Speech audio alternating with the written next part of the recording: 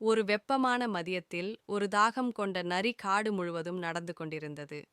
அவன் எங்கும் தண்ணீர் தேடியான், ஆனால் எங்கும் கிடைக்கவில்லை.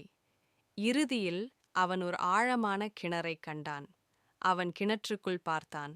அடியில் குளிர்ந்த தண்ணீர் இருந்தது. நரி மகிழ்ச்சியுடன் உள்ளே குதித்து தண்ணீரை குடித்தான். ஆனால் விரைவில் அவனுக்கு உணர்ந்தது, அடடா, நான் வெளியே ஏற முடியவில்லை என்று கவலைப்பட்டான். அப்போது அங்கு ஒரு ஆடு வந்தது.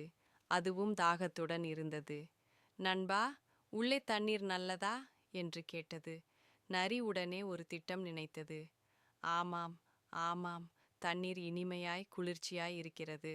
உள்ளே குதித்து குடிக்கலாம் என்றது. முட்டாள் ஆடு கிணற்றுக்குள் குதித்தது. உடனே நரி ஆட்டின் முதுகில் ஏறி வெளியே பாய்ந்தது. நன்றி நண்பா, அடுத்த முறை குதிப்பதற்கு முன் சிந்தி என்று நரி சிரித்தபடி ஓடிவிட்டது. ஆடு மட்டும் கிணற்றுக்குள் சிக்கிக் கொண்டது.